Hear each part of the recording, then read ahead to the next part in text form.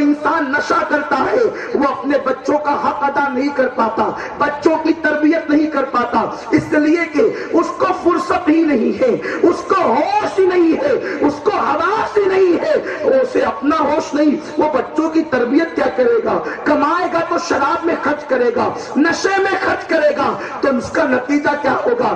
بچے ان پڑھ رہیں گے، جاہل رہیں گے، بے پڑھے رہیں گے، علم و تربیت سے دور رہیں گے۔ مسلمانوں، اگر صحابہ کی اولاد کو صحابہ کی صحبت اور تربیت نہ مل سکی تو وہ بگڑ گئے۔ حضرت امیر معاویہ جو کاتب وحی تھے، آپ اپنے بیٹے کو اپنی پاک صحبت مصروفیتوں کی وجہ سے نہ دے سکے، جہاد کی مصروفیتوں کی وجہ سے نہ دے سکے، تو بیٹا یزید جیسا پلید بن گیا۔ جب صحابی کی اولاد کو صحابی کی صحبت نہ ملے، اچھی تربیت نہ ملے، تو وہ بگڑ جاتے ہیں، ان کی اولاد، جو صحابی کی اولاد بگڑ جاتی ہے۔ تو اگر آج ہماری اولاد کو اچھی تربیت نہ ملے تو ہماری اولاد کس طریقے سے صراط مستقیم پر رہ سکتی ہے؟ ایک نشہ ہے جس کی بنیاد پر اتنے خرافات ہیں۔ میرے آقا مصطفیٰ کریم رؤوف الرحیم صلی اللہ تعالی علیہ وسلم ارشاد فرماتے ہیں، حضرت عبداللہ ابن مسعود اس کے راوی ہیں، ابن مسعود فرماتے ہیں میرے آقا صلی اللہ علیہ وسلم نے مجھ سے کہا، اے ابن مسعود، میری امت کے کچھ لوگ ایسے ہوں گے کہ جو رات کو سوئیں گے تو ان کے چہرے اچھے بھلے ہوں گے، اور جب وہ صبح کو بیدار ہوں گے تو یا تو ان کے چہرے سور کی طرح ہوں گے یا تو بندر کی طرح ہوں گے۔ حضرت عبداللہ ابن مسعود نے پوچھا، یا رسول اللہ صلی اللہ تعالی علیہ وسلم، ان کا جرم کیا ہوگا؟ ان کا گناہ کیا ہوگا؟ کیا وہ اللہ کو رب نہیں مانتے ہوں گے؟ محمد عربی صلی اللہ علیہ وسلم کو اللہ کا رسول نہیں مانتے ہوں گے؟ کیا وہ قرآن کو اللہ کی کتاب نہیں مانتے ہوں گے؟ آقا نے فرمایا، ابن مسعود، وہ اللہ کو رب بھی مانیں گے، محمد عربی کو رسول بھی مانیں گے، قرآن کو اللہ کی کتاب بھی مانیں گے، یعنی وہ کلمہ پڑھنے والے ہوں گے، وہ مسلمان ہوں گے، پھر بھی ان کے چہرے راتوں رات بدل دیے جائیں گے، چہرہ یا تو سور کی طرح یا تو بندر کی طرح ہوگا۔ ابن مسعود نے پوچھا، جب وہ مسلمان ہوں گے، قرآن کو، رسول کو، خدا کو مانتے ہوں گے، پھر چہرہ کیوں بدلا جائے گا؟ آقا فرماتے دو گناہوں کی وجہ سے، ایک تو یہ کہ وہ شراب کا نام بدل بدل کر پیئیں گے، اور دوسرے یہ کہ وہ میوزک کثرت کے ساتھ سنیں گے۔ آپ غور فرمائیں، جس زمانے میں شراب پی جاتی تھی حضور کے دور میں، اس وقت میوزک کا تصور نہیں تھا، شراب پینے والے یوں ہی پیتے تھے، مگر اس کے باوجود میرے آقا نے میوزک کو اور شراب کو دونوں کو ایک ساتھ بیان فرمایا۔ میوزک کا شراب سے کیا تعلق ہے؟ آپ دیکھ لیں، اس زمانے میں شراب شاعری کے ساتھ پی جاتی تھی، شعر پڑھے جاتے تھے، شراب پی جاتی تھی، اسی لیے تو شعرا کہتے ہیں تین شین کا آپس میں ایک دوسرے سے بڑا گہرا تعلق ہے، ایک تو شراب، ایک تو شاعری اور ایک تو شباب، یہ تینوں کی شین ایک دوسرے سے بڑے گہرے تعلق رکھتے ہیں۔ اس لیے آپ دیکھیں گے ماضی کے شعراء کی زندگی میں آپ کو شراب ملے گی، تو جس زمانے میں شراب پی جاتی تھی اس زمانے میں لوگ شاعری کے ساتھ پیتے تھے، میوزک کے ساتھ نہیں پیتے تھے۔ اس کے باوجود میرے آقا نے فرمایا جن کے چہرے بدلے جائیں گے وہ میوزک سنیں گے اور شراب کا نام بدل کر پیئیں گے۔ گویا کہ میرے آقا مدینہ منورہ میں اپنی چٹائی پر بیٹھ کر 1450 سال کے حالات کو ملاحظہ کر رہے تھے۔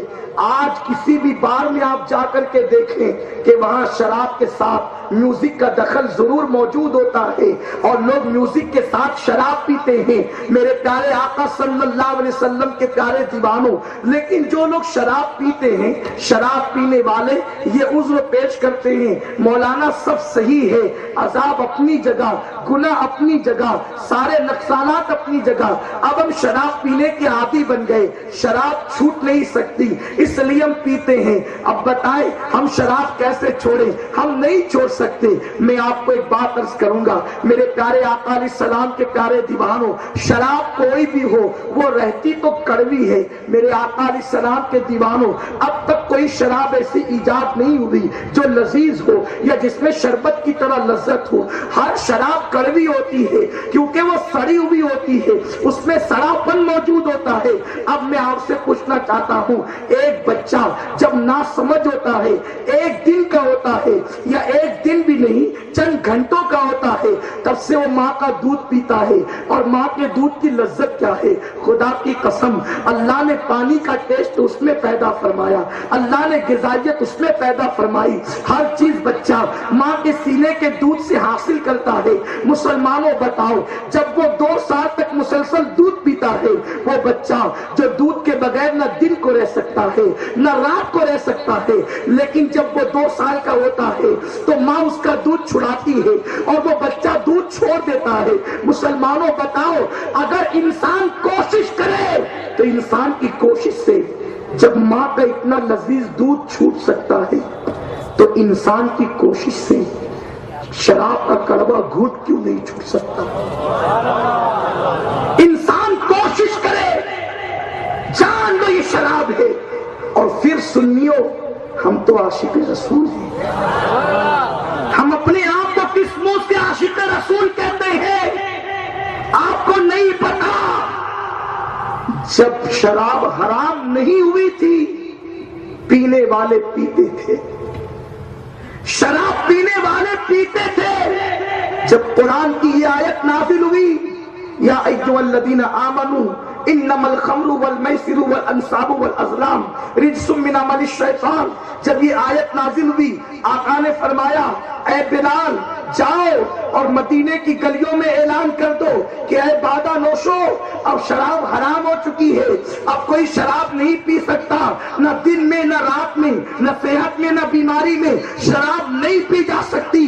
پتہ ہے مفسرین لکھتے ہیں، حضرت علامہ مفتی احمد یار خان نعیمی رحمت اللہ علیہ نقل فرماتے ہیں کہ جس وقت اعلان کرنے والا رسول کا منادی اعلان کر رہا تھا، کچھ لوگ تو میں نوشی میں شراب نوشی میں بیٹھے ہوئے تھے، کچھ کے ہاتھوں میں جام تھے، انہوں نے جام اڈیل دیے، کچھ لوگوں کے منہ میں شراب تھی، انہوں نے شراب اگل دی، کچھ لوگوں کے حلق تک شراب جا چکی تھی، انہوں نے کہہ کر دی اور یہ اعلان کر دیا ہمارے نبی نے حرام کر دیا ہے، ابھی شراب سے محبت نہیں ہوگی، جو چیز نبی کو ناپسند ہے وہ ہم اپنے حلق کے نیچے اتار نہیں سکتے۔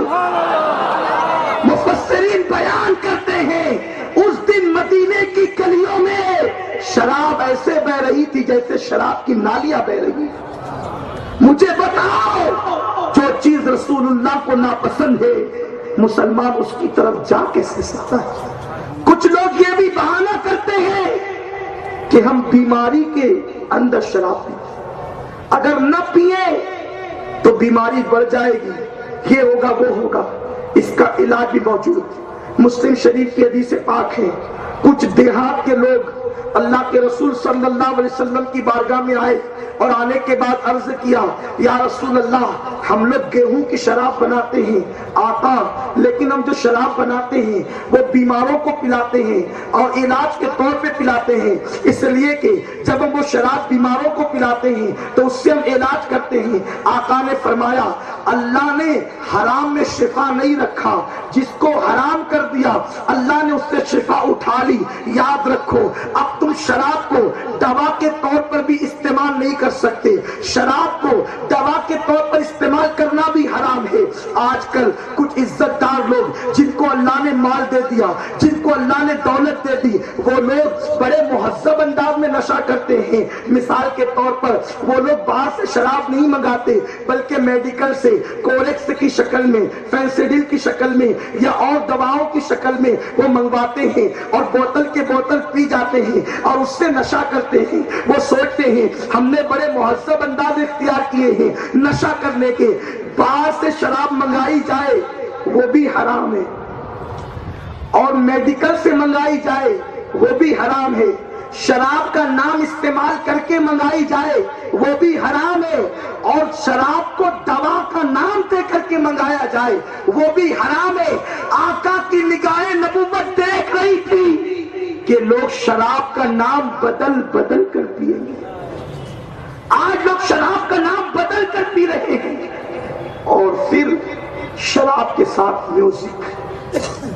آؤ، اس میوزک نے کتنا کباڑا کیا۔ میرے آقا مصطفیٰ کریم رؤوف الرحیم صلی اللہ علیہ وسلم فرماتے ہیں میوزک دل کے اندر ایسا نفاق پیدا کرتی ہے جیسے بارش کے گرنے کی وجہ سے سبزہ پیدا ہوتا ہے۔ حدیث پاک کا مفہوم عرض کروں، اور جو لوگ میوزک سے بچتے ہیں ان کے لیے آقا علیہ السلام کا فرمان کیا ہے؟ سنیں اور ایمان تازہ کریں۔ آج لوگ معاذ اللہ اپنے کانوں میں ایئر فون لگا کر میوزک سنتے نظر آتے ہیں اور میوزک کے دل ڈالے نظر آتے ہیں۔ یہ میوزک بھی دل میں شراب کی اور گناہ کی محبت پیدا کرتی ہے، اس لیے میوزک کا بھی بائیکاٹ ہونا چاہیے، کیونکہ آقا نے شراب کو میوزک کے ساتھ اور میوزک کو شراب کے ساتھ بیان فرمایا۔ اس لیے میوزک سے بچو میرے پیارے آقا علیہ السلام کے پیارے دیوانوں۔ ایک حدیث مبارکہ ہے، اس کو دل کے کانوں سے سنو، ایمان تازہ ہوگا، جس کا مفہوم یہ ہے میرے آقا علیہ السلام فرماتے ہیں قیامت کے دن اللہ کا منادی ندا کرے گا، اے اہل محشر، وہ لوگ جو اپنے کانوں کو میوزک کی نحوست سے بچاتے تھے، جو میوزک اور گانے سے بچتے تھے، وہ لوگ کہاں ہے؟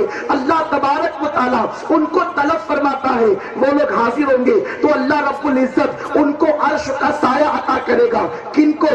جو دنیا میں اپنے کانوں کو گانے اور میوزک سے بچاتے تھے، اللہ ان کو عرش کا سایہ عطا کرے گا۔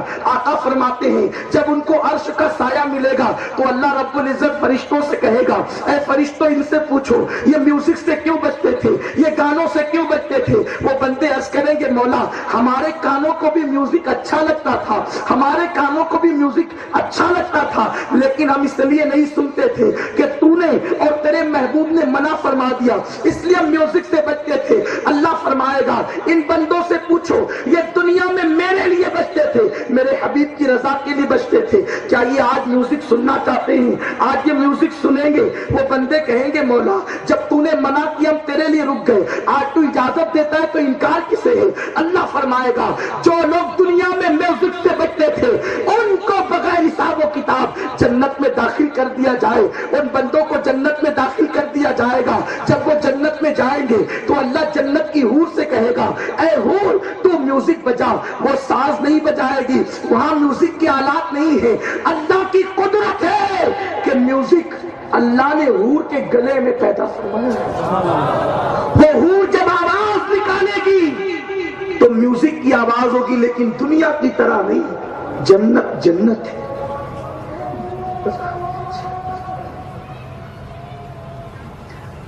اذان ہو گئی،